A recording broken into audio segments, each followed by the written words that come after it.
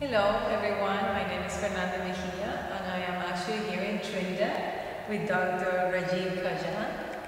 I'm from Project from Healing Humanity, actually Sherry Natapalak and myself took the time to come to Trinidad to support Sherry Alexander Benjamin with the launching of the National Domestic Violence and Abuse Caravan. So we actually had the conference today, the launching. And we had the pleasure to meet Dr. Kahja. He's a psychiatrist from St. Anne's Hospital in Trinidad. So Dr. Kahja, the reason why I actually asked you to give us a little bit of time to have an interview is because we were fascinated with the presentation that you gave here.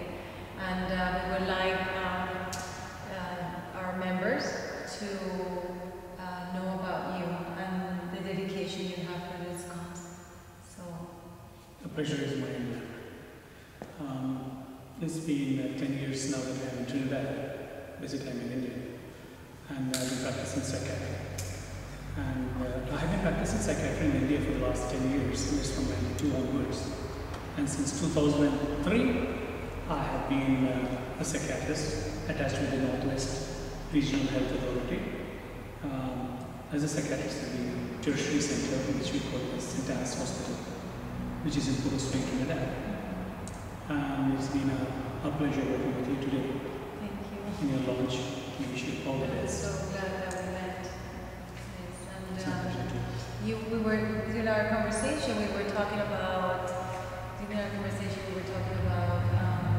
how you have found Facebook to be such a good avenue for you to be able to post your articles and actually connect with people and connect with other organizations. So I would like to know a little bit more about that. Well, Facebook came into my life only a couple of years ago because I found that as a medium which can reach out to a larger population across the globe and also to keep in touch with the latest information that is available in the medical field so that I can upgrade myself, continually medically upgrade myself for the greater good of the nation and the public. So before that, it was writing articles and communicating with friends through other channels of communication. But since Facebook has come in, the opportunity has enlarged my coast of communication. And I would subscribe to the Facebook, keeping two things in mind. My most valuable time. I wouldn't waste time. So whatever time I have, you call it as paid time, I would call it the precious time.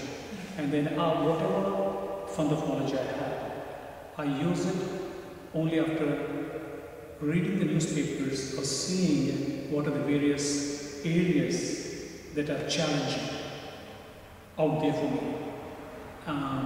Then the newspapers would tell us about anything that is related to psychiatry or psychological morbidities. It could be child delinquency and criminal behavior, or it could be abuse and various setups, social abuse or domestic abuse of what you have launched here. So I read up and I keep in touch with the various organizations across the globe. And I wouldn't miss out on WHO and the World Mental Health Organization because they are basically people who formulate policies and guidelines. And being an academician, I read up the material and see how much I can utilize that material for the greater good. And I put them on my wall first before encroaching onto others. And when I get invitation from fellow Facebook, I call them the FBs, and then they ask if they can share my material. Well, I have only one answer for them. The material is never mine. It's always the sweat and the time which people have invested in that particular fields of interest which are posing a challenge in the community. So I upgrade that and make them into PowerPoint presentations or messages, and then I share it with the population at large. And this networking, which I do it during working time, also during the lunch break and other things. things. But apart from the Facebook, we use this Facebook just not internationally, but also in associations. Like we have other associations in Trinidad. For example, I come from APTT, the Association of Psychiatrists of Trinidad and Tobago, which I'm a life member here. But we have other associations in mental health, like Trinidad and Tobago Mental Health Association. And then we have other NGO organizations which are psychiatry related, bipolar group, which is Astor Foundation, and then we have Alzheimer's Association, and then we have the Autistic Association. And then when we find these groups, then I find a higher calling that I can definitely be a part of them as a learning process. That way I'm selfish. I want to learn, absorb as much as what I can, and see what I can offer to whomever. So how have you made the connection? What type of articles, or how have you been able to come across the Facebook friends? So far, what kind of articles have you posted? What do you think are the needs right now, especially when it comes to this topic that we are dealing with, which is abuse, domestic abuse, sexual abuse? Yes. What articles have you posted, or you find that are important for the Facebook friends to know? With the various articles which are published, but to answer, I would say three most important articles which are published, which are really self-satisfying for me and which benefited the people. One is the impact of stress on mental health professionals. That would be the psychiatrists or the psychologists or the nurses. Why I presented that was that coming from the Caribbean context, we find that we have a poverty of mental health professionals in this country when there's a larger need. For example, if there's criminal behavior, who are the people, specialists that evaluate them, or set policies for them? And where these policies come from? They come from the Mental Health Act. And then we find issues with relationship problems. And then where do we get this? Who are the people who have to address these? Psychiatrists. And when there is a poverty in numbers, we find why is it that the mental health professionals do not choose to stay back in Trinidad and Tobago with all the opportunities available? Well, a subset of them would like to use Trinidad as a springboard to go to the European countries or the USA, where the good pastures are more green. But then those of us who stay back here, when the population, caring population for the field of psychology or the mental health professionals is less, the burden is more. If it is not 1:4, 1 doctor is to 4 clients anymore, that was the percentage when I came in here 10 years ago. Now it is 1:30. So there's a chance of burning the candle at both the ends. So people burn out very easily in the mental health profession. So they leave the system. So I found out how do I retain these mental health professionals within the system. So when we find out articles, then I found out that this is not a problem in Trinidad, it's a global phenomenon.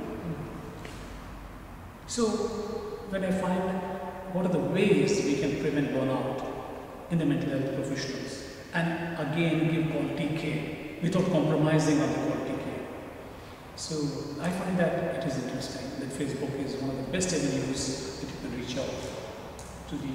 And the second important article which I find very interesting, which I published and which has got a lot of likes, was migration and the emergence of psychiatric mobility. Because Trinidad has a unique diversity with multi-ethnic and multicultural background. People come in, not just as tourists, but to make Trinidad a home. So with this migrant population coming in, it takes a lot of time for them to adjust to this way of life. The way of life. And they get a job. But then it takes time for them to adjust to the environment. So when we write articles that can be useful for them, that as soon as they find a working scenario, they don't need to waste time or have this migration take time to fit into the system. So I help them, now that I'm 10 years, except for the Trinidadian accent which I don't carry, I find that once you know the pulse of the situation in the country, how a Trinidadian thinks, how a Trinidadian feels, what does it take to reach out to a Trinidadian? Because early identification of a problem brings an early management, and early management brings a healthy, early, good prognosis. So I found that these articles are very, very interesting.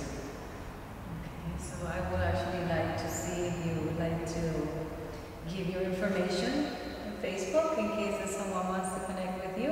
Sure, definitely. The name is very simple. Dr. Rajiv. You want to spell that? R-A-J-E-E-V. Surname is Kahja. K-H-A-J-A. I'm a psychiatrist from India. Did my post-graduation there in India, in Christian Medical College. And then as soon as I came in here, I joined the service with the regional health authorities. So they can find you on Facebook? They can find me on Facebook, and the profile, one thing I make sure, I never change the profile picture. That's it. And it's my face would be there. Okay, thank you so much.